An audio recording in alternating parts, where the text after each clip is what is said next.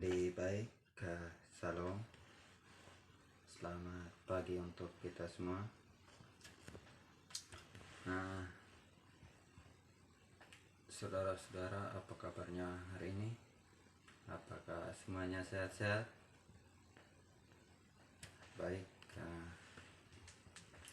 sebelum kita memulai kegiatan kita pada pagi hari ini, kita minta pertolongan dari Tuhan. Kita berdoa. Nah, baik, Pak Ketua Kelas mohon memimpin kita dalam doa.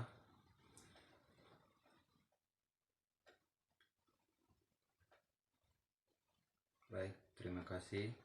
Pak Ketua Kelas sudah memimpin kita doa pada pagi hari ini.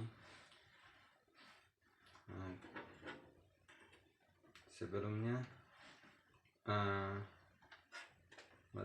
ada yang ditanyakan materi minggu kemarin, mungkin ada yang belum paham, bisa bertanya sebelum kita masuk pada materi kita hari ini.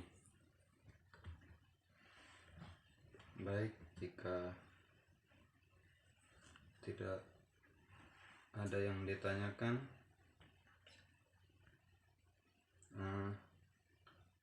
sebelumnya kita absen terlebih dahulu. Siapa-siapa saja yang tidak masuk hari ini? Apakah ada yang sakit? Baik, semuanya hadir ya. Oke, nah kita masuk pada materi kita pada hari ini, saudara-saudara. Materi kita pada hari ini yaitu pengantar ekonomi dan bisnis.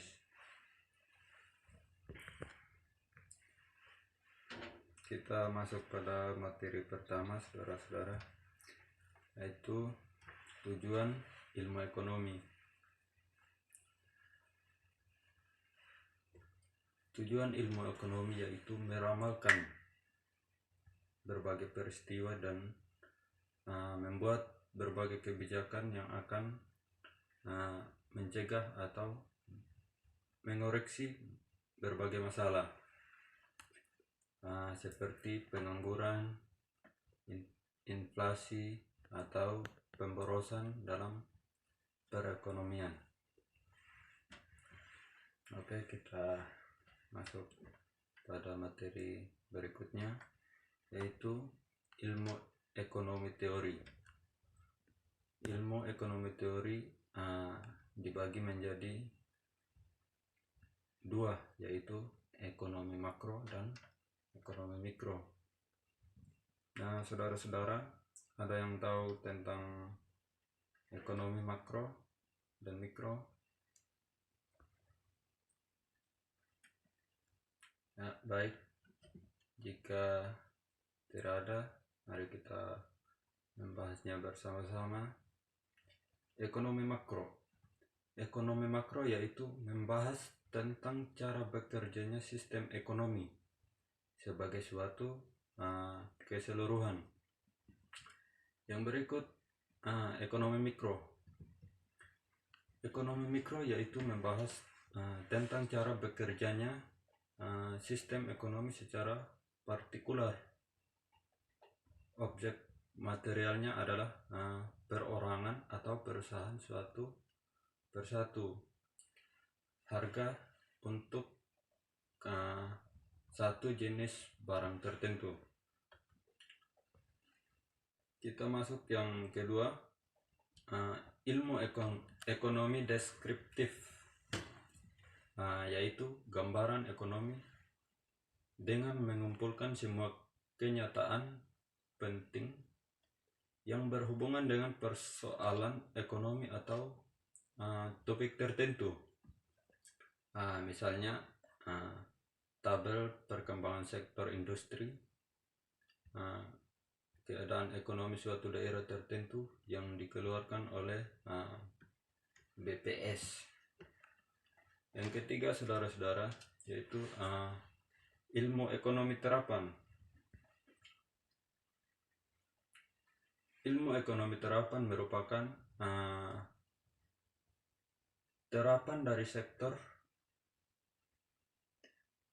dari teori ekonomi, artinya bahwa kerangka pengertian dari analisis ekonomi teori digunakan untuk membuat atau merumuskan kebijakan-kebijakan, pedoman-pedoman yang tepat untuk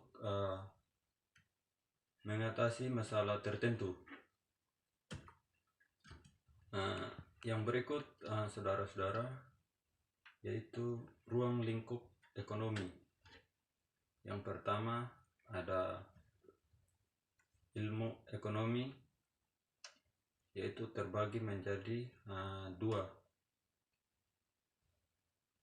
Yang berikut yaitu ilmu ekonomi makro dan ilmu ekonomi mikro. Kita masuk pada ilmu ekonomi makro, saudara-saudara, yaitu merupakan bagian dari ilmu ekonomi yang khusus mempelajari mekanisme bekerjanya perekonomian secara keseluruhan. Yang kedua, kita masuk pada ekonomi mikro, yaitu mempelajari perilaku konsumen dan perusahaan serta menentukan harga pasar dan kuantitas barang dan jasa. Kita masuk pada materi berikut, yaitu kebutuhan manusia. Di sini kebutuhan manusia adalah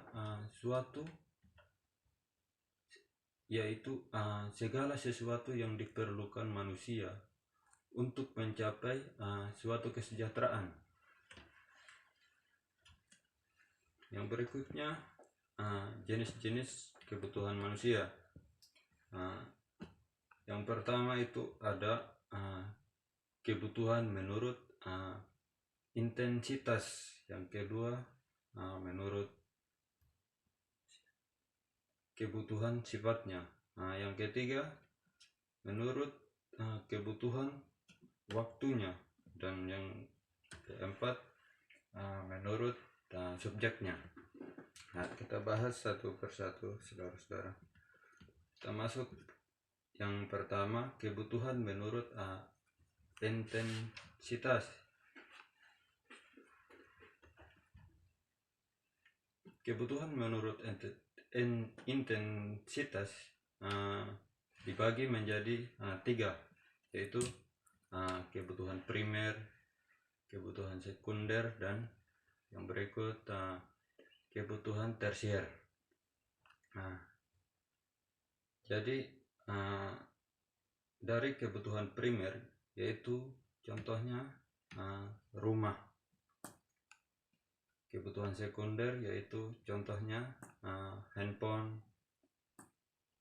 Yang kebutuhan tersier yaitu contohnya mobil. Masuk pada berikutnya, itu kebutuhan sifatnya. Kebutuhan sifatnya ada dua, yaitu kebutuhan jasmani dan kebutuhan rohani. Contoh dari kebutuhan jasmani yaitu olahraga. Dan yang berikut kebutuhan rohani, contohnya ketenangan jiwa. Yang berikut kebutuhan menurut waktunya, yaitu ada sekarang, contohnya makan. Waktu yang akan datang, contohnya asuransi kesehatan. Dan yang berikut, saudara-saudara, kebutuhan menurut subjeknya. Ada dua, yaitu individual dan kelompok. Kalau individual contohnya minum. Dan yang kelompok contohnya pembangunan jembatan. Ya, kita masuk pada materi berikutnya, saudara-saudara, yaitu kelangkaan. yaitu kondisi di mana kita tidak mempunyai cukup sumber daya untuk memuaskan kebutuhan kita.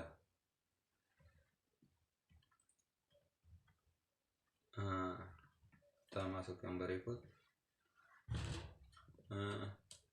Penyebab timbulnya kelangkaan, yaitu yang pertama ada terbatasnya benda pemuas kebutuhan bagi manusia. Yang kedua ada kerusakan alam akibat ulah manusia. Yang ketiga yaitu terbatasnya kemampuan manusia untuk mengelola sumber daya yang ada. Yang berikut, peningkatan kebutuhan manusia lebih cepat dibandingkan kemampuan penyediaan suara kebutuhan. Yang berikut, kita masuk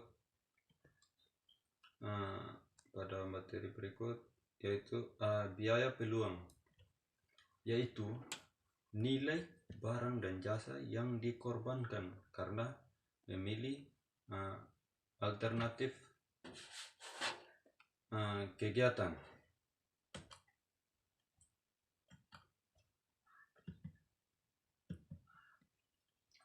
Oke saudara-saudara, mungkin dari materi kita yang pertama mungkin ada yang belum dipahami, belum dimengerti.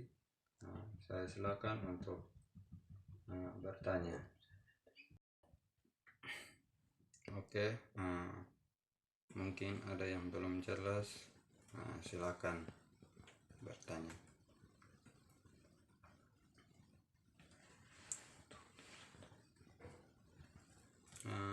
Oke saudara-saudara, mungkin jika semuanya sudah jelas, Bapak akhiri. Assalamualaikum warahmatullahi wabarakatuh. Jadi baik, untuk pertemuan hari ini kita lanjutkan minggu depan. Salam dan selamat pagi.